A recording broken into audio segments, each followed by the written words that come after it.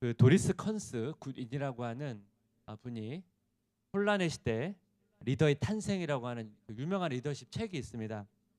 그 책의 내용이 주로 뭐냐면 미국에 그 4명의 대통령이 있습니다. 링컨, 그다음에 시어도어 루스벨트, 프랭클린 루스벨트, 린든 존슨이라고 하는 이 4사람의 리더십에 관한 책인데요.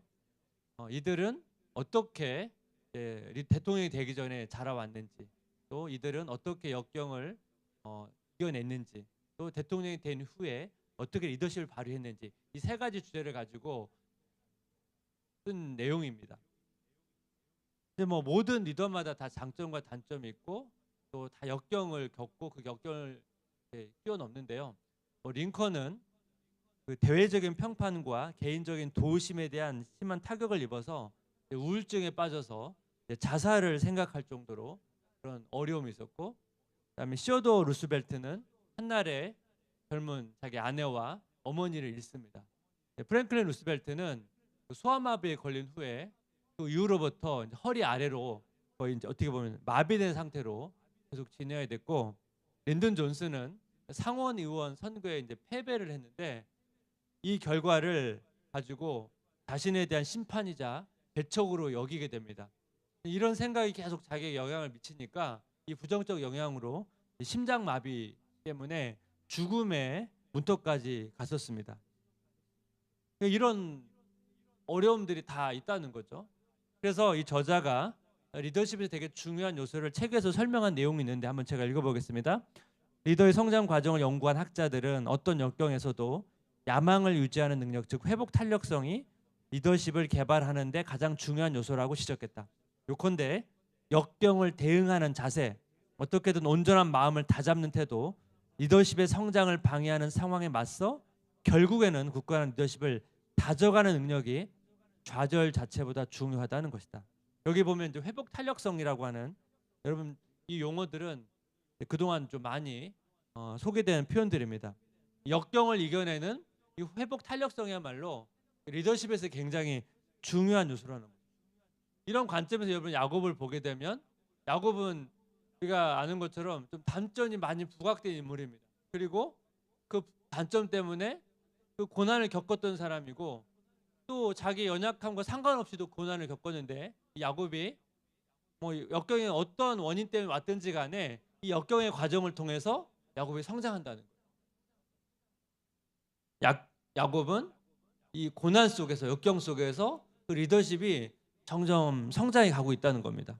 오늘 본문을 보시면 야곱의 이제 스토리가 이렇게 흐름이 이제 진행되는데, 그 앞에서 어떤 이야기가 있었습니까? 라반 밑에서 한 20년 동안 지내다가 하나님의 인도하심 속에서 가족과 함께 고향을 향해 출발하죠. 야곱은 이 사실을 라반과 상의하지 않고 몰래 도망을 갑니다. 라반이 이 사실을 알고 야곱을 추격해서 야곱을 만나게 됩니다. 그래서 오늘 본문의 핵심은 라반과 야곱의 대화거든요. 이 대화를 보게 되면 야곱이 어떻게 역경을 극복하고 또 어떻게 그동안 역경을 극복해 왔는지를 굉장히 상세히 우리가 볼 수가 있습니다.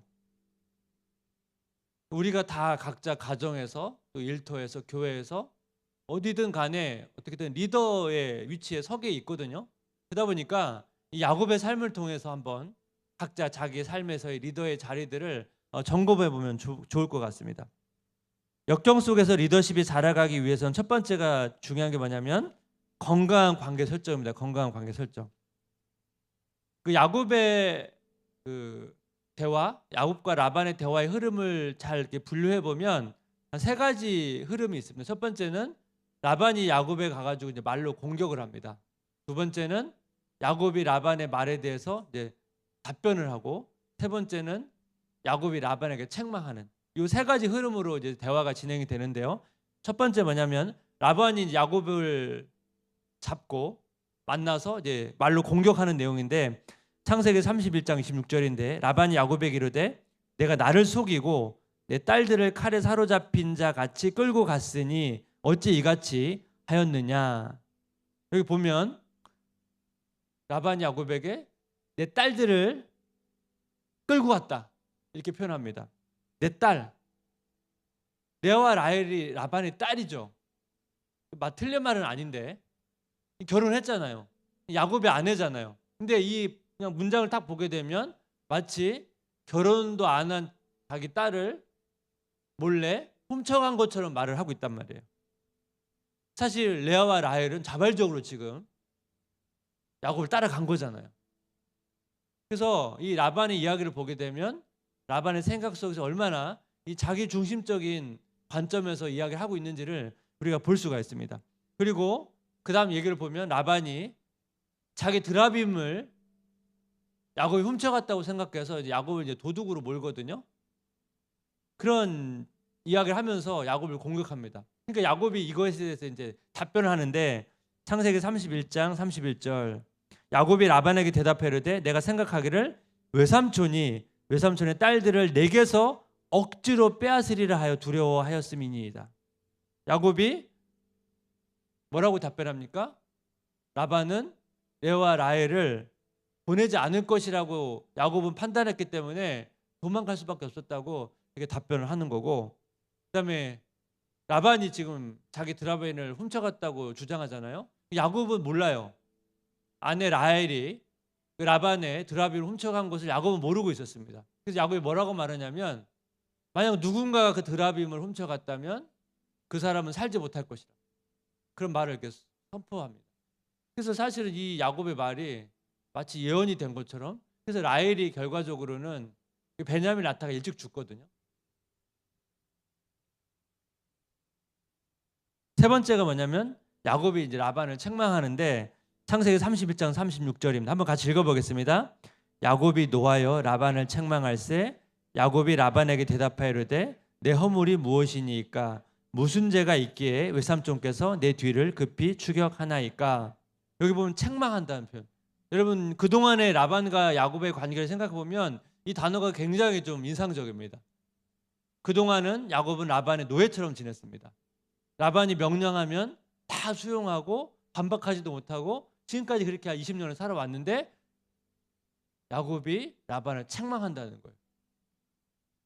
야곱이 더 이상 라반에게 종속된 삶을 살지 않겠다는 그 의지를 보여주고 있는 거 아니겠습니까? 그동안 야곱은 사실 아내와의 관계에서도 종속적인 관계, 라반과의 관계에서도 종속적인 관계, 이렇게 계속 이 종속적인 관계로 살았는데 이 위기 속에서, 어려움 속에서 아내와의 관계에서도 이 종속적인 관계를 탈피하고 라반과의 관계에서도 이 종속적인 관계를 탈피하고 어떻게 보면 이제 좀 더 이 건강한 관계를 맺어간다는 거예요. 이게 되게 중요하다는 것입니다. 성경에 보게 되면 여러분 삼손 아시죠? 삼손이 들릴라를 너무나 사랑했습니다. 근데 이게 블레셋 사람들이 들릴라에게 가가지고 그 삼손의 힘의 근원을 알아내면 돈을 주겠다고 이제 하죠. 근데 들릴라가 이제 삼손에게 그 힘의 근원을 알려달라고 막 계속 가르쳐달라고 하는데 삼손이 가르쳐주지 않습니다. 그러니까 사사기 10장 10절을 보면 한번 같이 읽겠습니다. 날마다 그 말로 그를 재촉하여 조름에 삼손의 마음이 번뇌하여 죽을 지경이라. 여기 재촉하면 조름인데 이 단어가 다른 단어인데 이 단어에 공통된 의미가 있습니다. 괴롭히다, 괴롭히다. 사실 이 말을 이제 원어에 가깝게 의역하면 들릴라가 삼손을 날마다 괴롭혔다는 거예요. 그래서 여러분 그러니까 여러분 삼손이 얼마나 힘들었겠습니까? 그 하반절 보니까 삼손의 마음이 번뇌하여 죽을 지경이라. 죽고 싶을 정도로 괴로워했다는 거예요. 삼손은 들릴라를 사랑했는데 이 관계가 건강하지가 않죠. 종속된 관계죠. 그래서 이 관계가 건강하지 않다 보니까 삼손이 엄청난 대가집을 합니다. 삼손이 가지고 있는 재능과 능력에 비해서 너무나 많은 것을 잃잖아요. 삼손이 왜 리더십을 잃었습니까? 삼손이 맺었던 딜라의 관계가 건강하지 않았기 때문에 이 건강하지 않은 관계로부터 자기 리더십이 상실됐다는 거예요. 그 림태주의 관계의 물리라는 책을 보게 되면 여기서 관계의 본질에 대한 이야기를 하면서 이 관계의 본질은 반복이다 이런 표현을 씁니다. 관계의 본질은 반복이다. 그러니까 여기에서 뭘 얘기하냐면 일반적으로 우리가 욕망은 새롭고 화려하고 특별한 것에 이제 끌리잖아요. 보통 새롭고 화려하고 특별한 것에 끌리는데 이 관계는 그렇지 않다는 거예요. 평범하고 오래되고 한결같은 것에 끌린다는 거예요. 그래서 그 책 내용 중에 좋은 관계를 정의를 내리는데 한번 제가 읽어보겠습니다. 좋은 관계란 반복적인 일상의 의미를 놓치지 않는 사람들의 차지다. 소소하지만 분명한 것, 평범하지만 소중한 것. 일상의 행복은 생활이라는 적금에 붙는 이자와 같다. 이 문장이 굉장히 여러분 의미가 있는 문장입니다. 그러니까 반복적인 일상의 의미를 놓치지 않는 사람들의 차지다. 그러니까 이게 뭘 얘기합니까? 여러분 관계라는 것이 아까 말처럼 막 새롭고 화려하고 특별한 게 아니라는 거예요. 그러니까 사실 우리의 일상이 대부분 비슷비슷하잖아요. 관계도 비슷비슷하지 않습니까? 근데 그 속에서 뭐예요? 반복적인 일상의 의미를 찾는 것이 그것이 관계에서의 본질이 핵심이라는 거예요. 여러분 라반이나 딜릴라의 문제점이 뭡니까? 이들의 관계는 되게 욕망적인 거예요. 그러다 보니까 이런 반복적인 일상에서의 행복, 이 좋은 관계 행복을 몰라요. 그러다 보니까 딜릴라와 라반과 관계 맺는 주변 사람들이 다 힘들잖아요. 좋은 관계란 반복적인 일상의 의미를 놓치지 않는 사람들이 누린다는 거예요. 그래서 저는 이렇게 이 내용을 가지고 돌아보니까 저도 이제 아내랑 이제 연애 기간 3년 좀 넘게 했고, 그리고 이제 꽤 오랜 시간 결혼 이후에 관계를 지금 계속 맺으면서 지내고 있는데, 돌아보니까요, 한 3년 넘게 연애할 때는 진짜 매일매일 새로웠던 것 같아요. 특별했던 것 같아요. 그렇게 이제 느껴졌거든요. 그리고 사실 결혼 이후는 거의 360을 똑같잖아요. 비슷비슷하잖아요. 특별한 게 없잖아요. 거의 360을 똑같거든요. 근데 제가 돌아보니까 훨씬 연애 때가 특별하고 매일매일 새롭고 그랬는데, 결혼 때는 거의 매일 360을 큰 차이가 없는데, 두 가지 비교했을 때는 저는 결혼 이후가 훨씬 좋은 것 같아요. 아까 왜 그렇습니까? 반복적인 일상의 의미를 깨달았기 때문에 훨씬 더 나은 것 같아요. 근데 여러분 언론이나 이런 방송을 보게 되면 이 결혼에 대한 너무 잘못된 환상을 심어주다 보니까 우리가 보통 생각하는 360 비슷비슷한 그런 삶이 뭔가 문제가 있고 뭔가 이상한 것 같고 그렇게 생각하고, 다 결혼 생활 다 그렇지 뭐 이렇게 생각하는데, 그것은 뭐 반은 맞지만 반은 틀린 거예요. 그 반복적인 일상 속에서의 중요한 의미를 발견한다면 이게 훨씬 더 좋다는 거예요. 그래서 우리가 관계를 돌아봐야 되는 거예요. 우리 혹시나 우리 관계를 새롭고 특별하고 뭔가 그런 것들만 내가 추구하고 있다면 우리가 일상적인 관계에서 소중함의 의미와 그 기쁨을 놓친다는 거예요. 그리고 뭔가 새롭고 특별한 것들을 추구하는 사람들이 반드시 거기에는 욕망이 내재되어 있기 때문에, 그럼 어떻게 됩니까? 이 관계에서 어려움이 생긴다는 거예요. 그리고 그런 관계에서는 반드시 중요한 리더십을 잃어버릴 수 있다는 것입니다. 그것이 오늘 본문이 말하고 있는 중요한 핵심적인 메시지고, 두 번째, 역경 속에서 자라가기 위해서는 두 번째는 뭐냐면 하나님의 임재를 인식하는 훈련입니다. 야곱이 이제 라반을 책망하면서 자기의 20년의 삶을 막 얘기해요. 자기가 얼마나 부당하게 대우를 받았고, 자기가 이 부당한 대우 속에서도 얼마나 최선을 다해서 일했는지를 막 구구절절 이야기를 하거든요. 그 중에 몇 가지만 살펴보기를 원하는데, 창세기 31장 38절 39절, 내가 이 20년을 외삼촌과 함께 하였거니와 외삼촌의 암양들이나 암염소들이 낙태하지 아니하였고, 또 외삼촌의 양떼의 순양을 내가 먹지 아니하였으며, 물려 찢긴 것은 내가 외삼촌에게로 가져가지 아니하고, 낮에 도둑을 맞았든지 밤에 도둑을 맞았든지 외삼촌이 그것을 내 손에 찾았으므로 내가 스스로 그것을 보충하였으며. 여기 보게 되면 보통 목자가 양떼를 하다 보면 도둑 맞기도 하고 뭐 그런 일이 있을 수 있지 않습니까? 근데 일반적으로 그 당시에 목자가 도둑 맞은 것에 대해서는 책임을 지지 않았어요. 그게 관리였어요. 근데 외삼촌은 그것을 도둑 맞은 그 양을 야곱에서 요구했다는 거예요, 배상을. 그리고 야곱이 물어줬다는 거예요. 부당한 거죠, 부당한 거. 창세기 30장 41절, 내가 외삼촌의 집에 있는 이 20년 동안 외삼촌의 두 딸을 위하여 14년, 외삼촌의 양떼를 위하여 6년 외삼촌에게 봉사하였거니와 외삼촌께서 내 품삯을 10번이나 바꾸셨으며. 월급을 10번 바꿨습니다. 월급 인상이 아니에요. 이걸 왜 했겠습니까? 더 불리한 조건으로 바꿨겠죠. 창세기 32장 40절. 내가 이와 같이 낮에는 더위와 밤에는 추위를 무릅쓰고 눈 붙일 겨를도 없이 지냈나이다. 야곱이 굉장히 열악한 환경에서 일했는데 라반은 그것을 도와주지 않은 거예요. 근데 야곱이 이 모든 열악한 환경에서 묵묵히 수행했다는 거예요. 여러분, 그 당시 그 고대 시대에 근무 환경이 좋았겠습니까? 힘들었겠죠. 하지만 그 당시의 상황을 생각한다 할지라도 야곱의 근무 조건은 너무나 부당한, 말도 안 되는 근무 조건 속에서 야곱이 일했다는 거예요. 오늘날 여러분 라반처럼 이렇게 대우하면 큰일 나죠. 오늘날 야곱처럼 이렇게 견디면서 일하는 사람은 없습니다.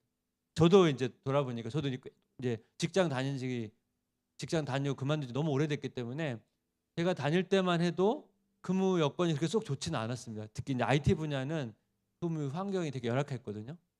야근도 많고, 그리고 그렇다고 야근한 것에 대한 이렇게 보상이 있지는 않았어요. 그리고 근데 그 전에는 더 심했겠죠. 지금은 많이 좋아졌다고 제가 얘기를 들었는데, 지금 좋아졌다고 하더라도 우리가 100% 만족하는 근무 환경이 있겠습니까? 근데 중요한 게 뭐냐면 야곱의 고백이에요. 창세기 30장 42절 한번 같이 읽겠습니다. 우리 아버지 하나님, 아브라함의 하나님, 곧 이삭이 경외하는 이가 나 함께 계시지 아니하셨더라면 외삼촌께서 이제 나를 빈손으로 돌려보내셨으리라마는 하나님이 내 고난과 내 손의 수고를 보시고 어젯밤에 외삼촌을 책망하셨나이다. 여기 보면 20년 동안 하나님이 내 고난과 내 손의 수고를 보시고, 야곱이 하나님께서 자기의 고난을 보시고 있다는 것을 인식하고 있다는 거예요. 이게 되게 중요합니다. 우리가 일터에서 또 가정에서 교회에서 우리가 수고하고 있는 것을 하나님께서 보신다는 것을 우리가 인식하는 것이 되게 중요합니다. 성경에 보면 이렇게 많이 나오거든요. 신명기 20장 7절. 우리가 우리 조상의 하나님 여호와께 부르짖었더니 여호와께서 우리의 음성을 들으시고 우리의 고통과 신고와 압제를 보시고, 하나님께서 우리의 고통을 보신다는 거예요. 나의 상황을 알고 계신다는 것, 그리고 하나님께서 나 함께하고 있다는 것을 내가 인식하는 것, 이게 되게 중요해요. 왜냐하면 제가 어떤 통계 자료를 봤는데 그게 되게 좀 저한테 되게 인상적이었는데, 그 개신교 3분의 2, 68%예요.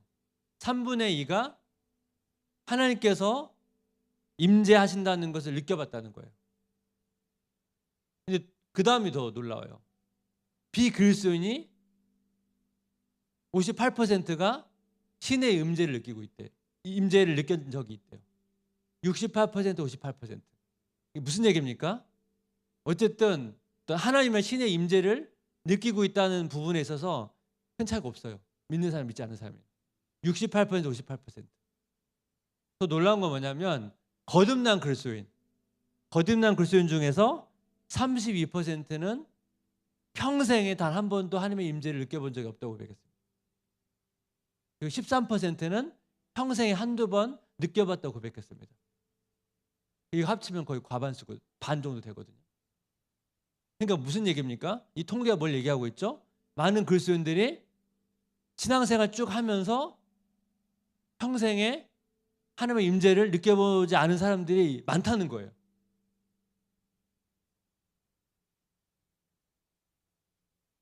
제가 전에 한번 그 주일 설교 시간에 인용했는데 짐 신발라 목사님의 글 중에서 그 하나님의 임재를 인식하고 그걸 우리가 갈망하는 게 얼마나 중요한지를 제가 주일 설교 때 말씀을 드렸는데 기억이 하나도 안 나실 거예요.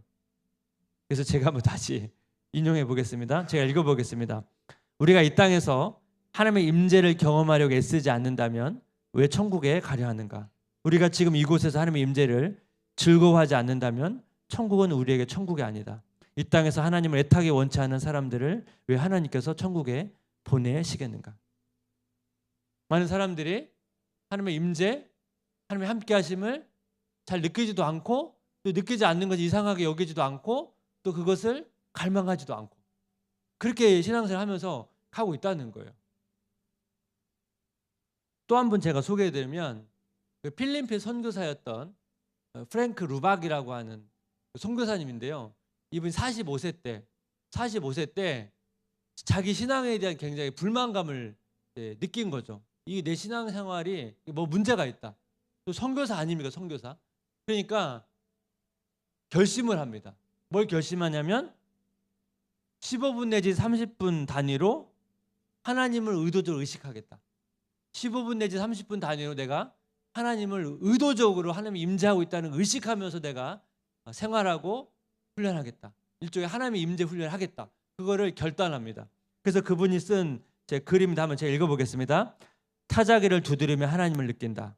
목수는 못을 박으며 하나님으로 충만할 수 있습니다. 나는 이 우주에 어디에 누워서도 내 아버지의 영으로 충만할 수 있습니다. 하나님을 향한 황홀한 전율이 나에게 넘치고 있습니다. 이분이 이 훈련을 하고 나서 무슨 고백을 합니까? 그 당시에는 뭐 이제 타자기잖아요. 옛날이니까. 요즘에 우리로 말하면 이제 키보드고. 타자기를 두드리면서 하나님을 느낀대요. 그리고 목수가 못을 박을 때 하나님의 영으로 충만할 수 있다. 내가 어디에 누워 있어도 하나님 아버지 영으로 충만할 수 있다. 그 하나님께서 나를 충만케 하시고 나와 임재하고 있다는 것을 전율한다는 거예요. 이분이 이것을 연습하고 자기가 경험했다는 것입니다.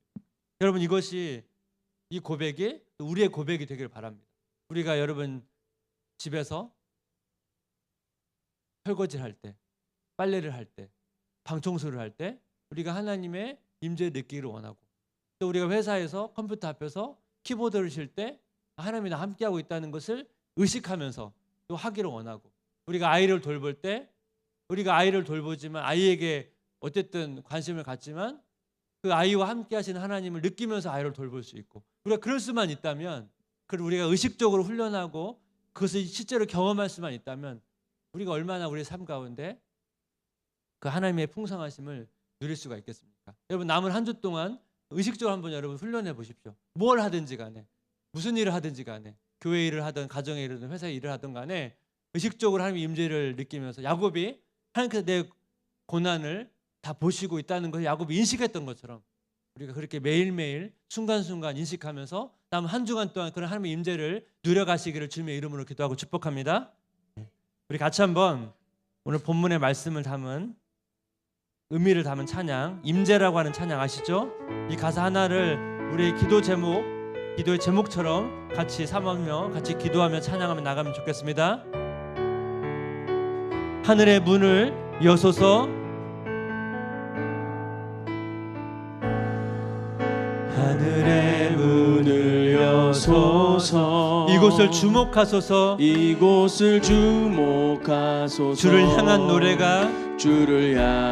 노래가 꺼지지 않으니 하늘을 열고 보소서, 하늘을 열고 보소서, 이곳에 임재하소서, 이곳에 임재하소서. 주님을 기다립니다. 주님을 기다립니다.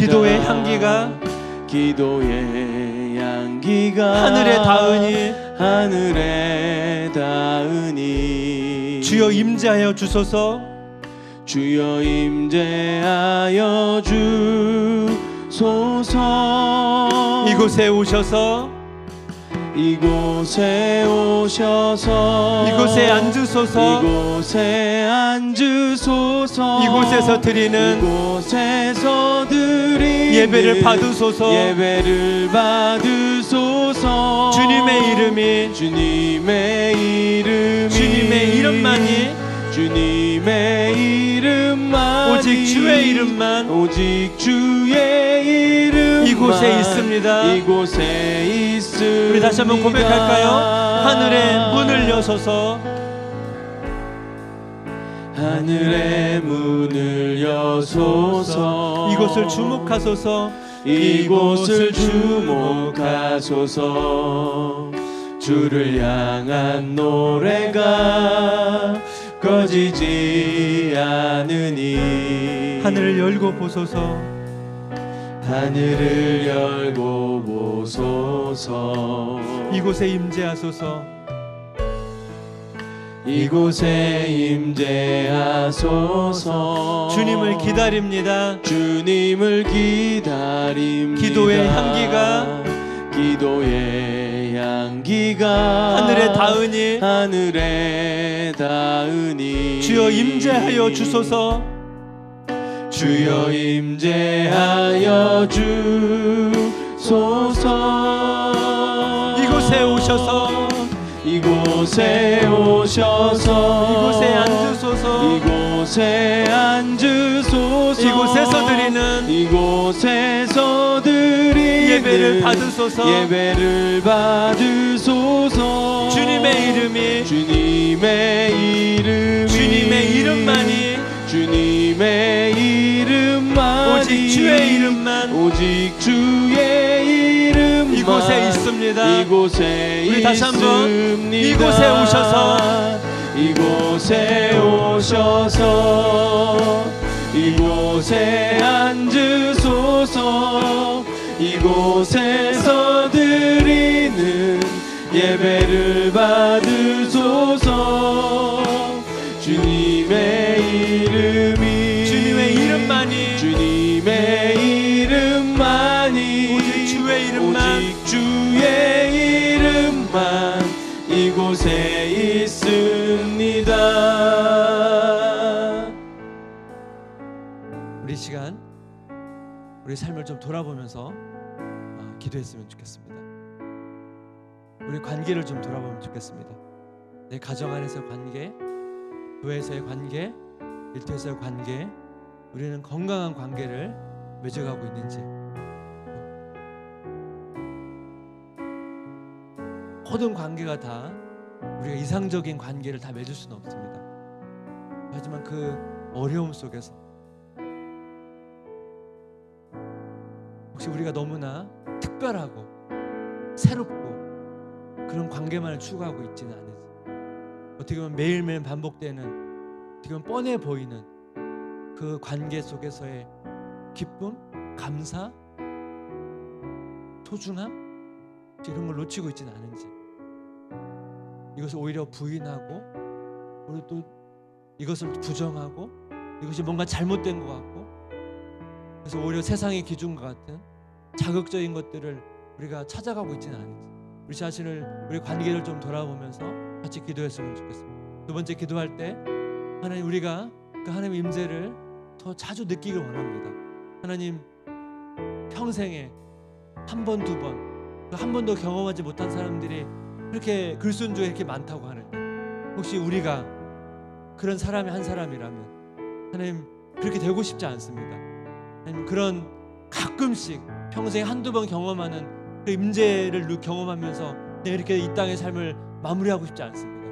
하나님, 그 루박의 선교사님처럼 더 자주 그 하나님의 충만함과 압도적인 하나님의 임재와 은혜를 경험하고 싶습니다. 그걸 경험하게 도와주옵소서. 가정에서든 교회에서든 일상에서든 그걸 경험하기를 원합니다.